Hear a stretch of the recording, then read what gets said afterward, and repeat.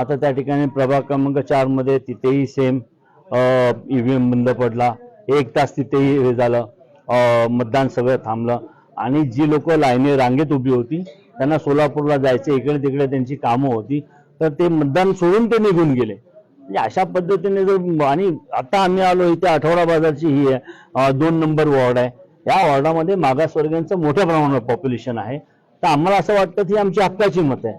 मग ज्या ठिकाणी आमची हक्काची मतं वाटतात तिथल्याच मशीन्स का बंद होतात, तो एक चिंतेचा विषय.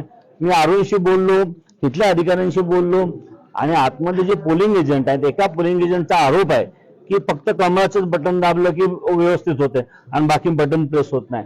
हा वैयक्तिक माझा आरोप नाही, आतमध्ये जे काउंटिंग एजंट आहेत, पोलिंग एजंट आहेत, त्यांचा तो आरोप आहे. म्हणजे अशा पद्धतीने जर निवडणुका तुम्ही घेणार असाल तर बंद करा ना. आणि आम्हाला व्यक्तिगत कोणाला आरोप नाही, पण हे मशीनचे एरर्स नेहमी ज्या ठिकाणी असं वाटतं की इथे विरोधकांना की इथे मतदान आपल्या विरोधात जाईल, तर नेमक्या तिथल्याच मशीन्स बंद आहेत. हे असं होता कामा नये. शेवटी लोकशाही मधला जो नागरिकांचा मतदानाचा मूलभूत अधिकार आहे तो ट्रान्सपरंट असला पाहिजे, निष्पक्ष